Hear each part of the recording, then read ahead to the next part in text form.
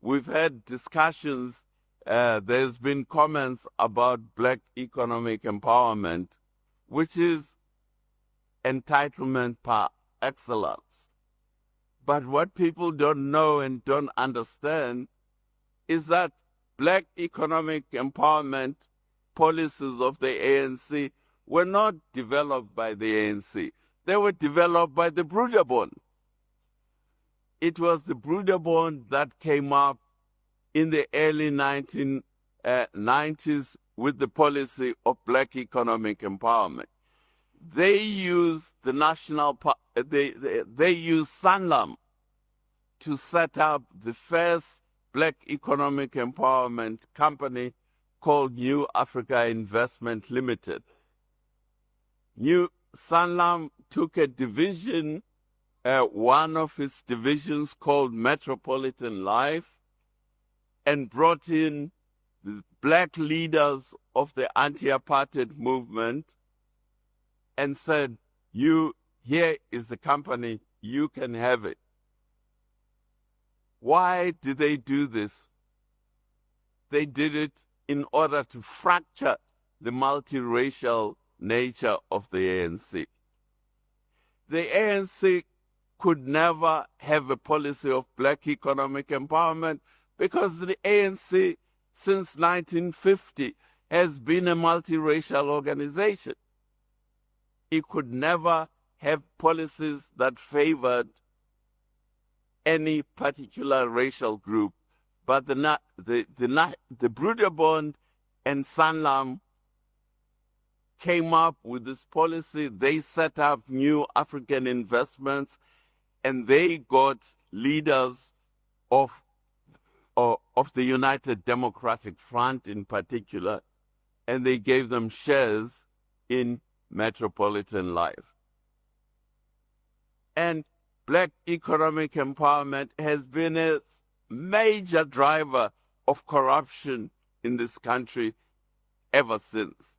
So you have to ask yourself, why would the Broederbond do such a horrible thing as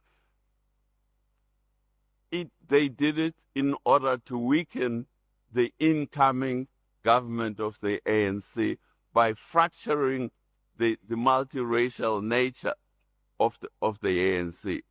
In 1994, I think something like 40% of the colored voters voted for the ANC in the first democratic election.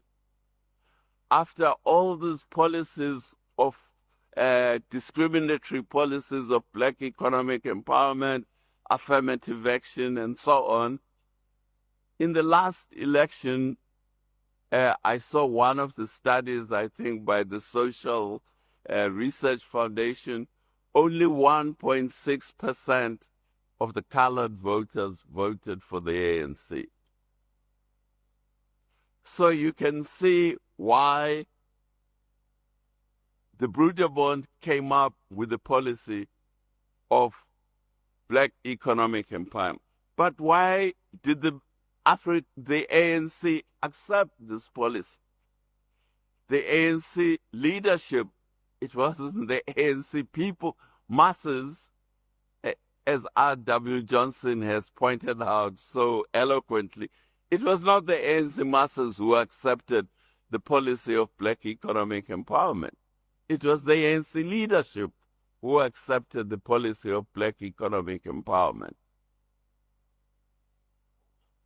Why? Because they benefit from it. But the consequence of black economic empowerment, besides driving corruption, it also is against entrepreneurship because it drives entitlement. Instead of getting the so-called African middle class to become entrepreneurs, it gets them to become very wealthy from getting shares from existing businesses. Huge amounts of money are allocated into black economic empowerment deals. If black economic empowerment was of any good to the economy of South Africa, we wouldn't be sitting with 40% unemployment, with all these wealthy black people like Cyril Ramaphosa, Saki Makazoma, I don't know who else. These are the beneficiaries of black economic empowerment.